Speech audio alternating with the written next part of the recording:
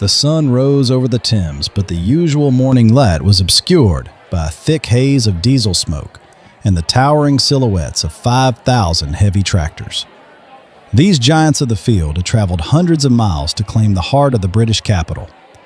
They did not come for a festival or a celebration, but to deliver a message written in iron and earth. From the remote reaches of the Scottish Highlands to the green valleys of Wales and the vast plains of England, the farmers had risen in a display of unity that the nation had not witnessed in a century. Every engine carried the weight of a family history and a deep love for the soil. The sheer scale of the gathering was breathtaking as the roar of 5,000 engines reached a deafening 120 decibels. This was the sound of a jet engine taking off, but it was echoing through the narrow streets of Westminster and reflecting off the ancient walls of the Houses of Parliament. The city was accustomed to the quiet whispers of diplomats and the hurried steps of financiers, but now it was forced to listen to the thunder of the land. More than 1,000 major roads and arteries leading into the center of London were completely frozen. The city of glass and gold found itself paralyzed by a wall of steel. There was a striking contrast in the scene that unfolded before the eyes of the world. On one side stood the gleaming skyscrapers of the financial district and the polished offices of the political elite. On the other side were the massive tires of tractors caked in the thick mud of the countryside. This mud was a silent witness to the hard labor and the long hours spent under the open sky. It was a physical reminder that the food on every table in the city began its journey in the dirt of a farm. As the morning progressed, the atmosphere became thick with a sense of urgent history. This was not a riot, but a peaceful siege of the conscience. The farmers sat high in their cabs looking down at the small cars of the city dwellers who were trapped in the gridlock. There was no violence, but there was an undeniable power in the presence of so much heavy machinery. The capital city, which often forgot about the people who worked the soil, was now being forced to acknowledge its own roots. The heartbeat of the nation had moved from the stock exchange to the driver's seats of these mechanical giants. The economic shock of this massive blockade began to ripple through the financial district within hours. Experts estimated that the city was losing £500 million every single day as the normal flow of commerce came to a complete halt. London depends on a complex web of deliveries that operate on a narrow window of time, and that system was now broken. By midday, the shelves in major grocery stores were already showing signs of the strain. Fresh bread and milk and vegetables were the first to disappear as people realized that no trucks could enter the city center. The fear of a food shortage was no longer a distant threat, but a reality that was unfolding in real time. The government became desperate to restore order and issued an urgent command for heavy recovery vehicles to clear the streets. This was when the first major surprise of the day occurred. One by one, the largest towing companies in the country received the calls, and one by one, they refused to help. These truck drivers and recovery experts shared the same background and the same values as the farmers who were blocking the roads. They sent a clear message back to the authorities that they would not lift a finger to remove the very people who were fighting for the future of British industry. The police and the government were left standing in front of thousands of tons of unmovable iron with no way to force them to move.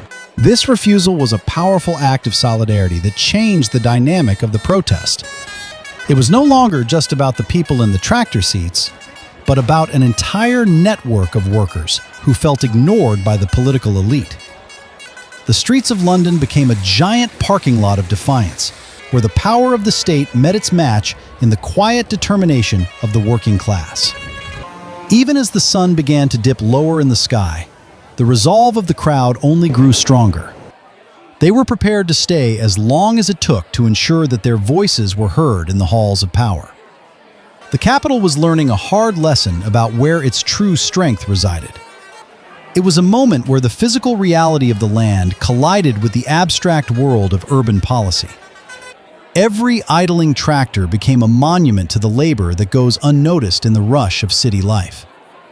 The silence of the stationary traffic was louder than any political speech ever given in Parliament.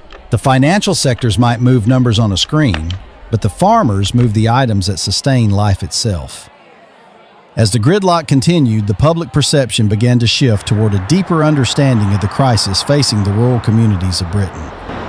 Comment yes if you support the farmers, or no if you think they should go home.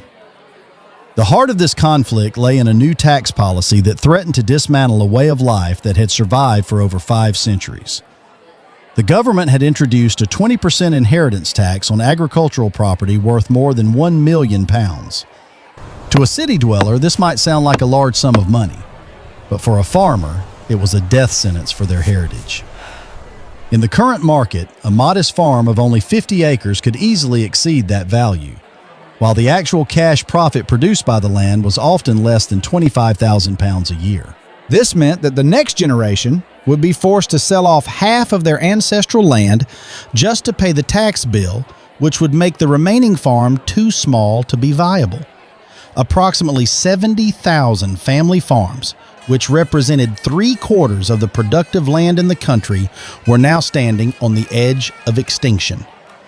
These were not just businesses, but legacies passed down through 20 generations of hard work and sacrifice.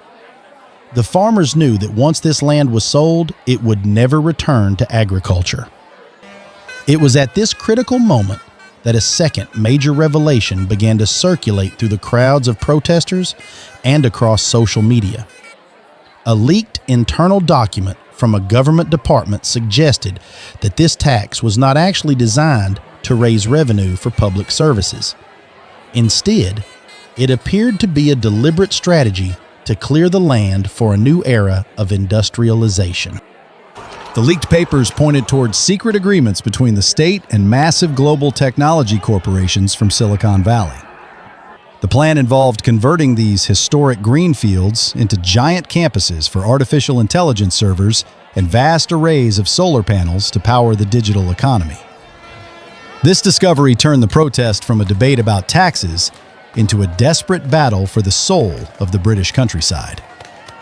The farmers realized they were being pushed out to make room for a future that had no place for the people who actually worked the soil. They were being sacrificed so that the world could have more data and more digital convenience at the cost of its own food security. This news ignited a new level of passion among the men and women standing in the shadow of Big Ben. They were no longer just fighting for their bank accounts, but for the right of their children to walk the same paths as their ancestors. The ancient bond between the British people and their land was being tested by the cold logic of global technology. The struggle had become a fight to decide whether the future of Britain would be written in green fields or in rows of silent humming machines. As the sun began to set over the frozen city, the tension reached a breaking point within the halls of government. The shortages in the grocery stores had now reached the kitchens of the most powerful people in the country. It was here that the third major surprise of the day unfolded behind the closed doors of Downing Street. A confidential report confirmed that the staff who managed the daily life of the Prime Minister, including the chefs and the drivers, had begun to show their own form of silent protest. They refused to serve the usual luxury items and instead provided only basic imported goods that were starting to arrive at the ports. They wanted the political elite to understand exactly what a future without local farmers would taste like. This internal rebellion was a clear signal that the government was losing control, even within its own residents. The public sentiment in London also began to swing in a direction that the government had never expected. Instead of becoming angry at the farmers for the traffic jams, the people in the city started to offer their support.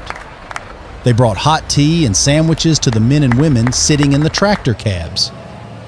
The city dwellers realized that their own food security was tied to the survival of these rural families. A massive poll conducted during the height of the standoff showed that 68% of the urban population supported the demands of the protesters. The government found itself isolated as the divide between the people and the politicians grew wider by the hour. The streets were no longer a place of conflict, but a place of shared purpose and newfound understanding. The lights of thousands of tractors flickered on as the evening darkness covered the streets of Westminster. This massive display of light turned the heart of the capital into a beacon of hope that could be seen from the air. The farmers had created a luminous barrier that represented their refusal to be erased from the map of Britain. It was a visual reminder that while the government could pass laws, it could not easily overcome the collective will of a united people. The politicians were now trapped in a prison of their own making, as the supply lines for the city remained blocked by a force that they could not move or intimidate. The mechanical giants stood like silent sentinels, protecting the heritage of the nation. This was no longer a simple protest about a tax policy, but a fundamental question about the identity of the nation. The people were choosing a future where the land remained in the hands of those who loved it, rather than being sold to the highest corporate bidder. The atmosphere was heavy with the possibility of a permanent change in how the country was governed. Every idling engine in the cold night air was a heartbeat for the nation, and every farmer standing his ground was a guardian of the future. The capital was no longer a place of division, but a place where a new alliance was being forged between the fields and the streets. The strength of the roots was proving to be greater than the power of the towers. Please subscribe to our channel and like this video to support the farmers and see the final part of this journey. As the dawn of a new day broke over the horizon, the city of London woke up to a different atmosphere. The anger had been replaced by a quiet and powerful sense of accomplishment. The government had finally realized that it could not govern against the will of the people who provided the basic necessity of life. A historic meeting was called between the leaders of the farming unions and the senior officials of the state. This was not a surrender, but a democratic dialogue aimed at building a stronger and more self-reliant nation. The controversial tax policy was suspended and replaced with a new strategic plan that recognized agriculture as a vital pillar of national security. This new agreement focused on making Britain grow again by investing in the people who work the land. Instead of taking money away from family farms, the government committed to providing grants for new technology and sustainable practices. The goal was to reduce the dependence on expensive imports and ensure that every citizen had access to high-quality food produced right here at home. This shift in policy was predicted to boost the national economy by billions of pounds over the next decade, as the agricultural sector became a leader in green innovation. The farmers were no longer seen as people from the past, but as the pioneers of a secure and prosperous future. The message was clear, that a nation is only as strong as its roots. The alliance between the city and the countryside had proven that unity is the most effective tool for change. As the 5,000 tractors began their long journey back to the fields, they did not leave in silence. They were cheered by the people of London, who stood on the sidewalks to wave goodbye to their new allies. The sound of the engines was now a melody of hope rather than a roar of defiance. The farmers returned to their homes with the knowledge that their legacy was safe and that their work was finally valued by the entire country. This moment marked the beginning of a new era for Great Britain. It was a time to rebuild and to grow, with a renewed sense of pride and purpose. The slogan to "Make Britain Grow Again" became a reality, as the fields were prepared for the next season of planting. The country had learned that when the land is healthy and the farmers are supported, the entire nation thrives. The story of the Great Blockade would be told for generations, as the time when the people stood together to protect the heart of their home. Britain was now moving forward with a spirit that was truly strong from the roots.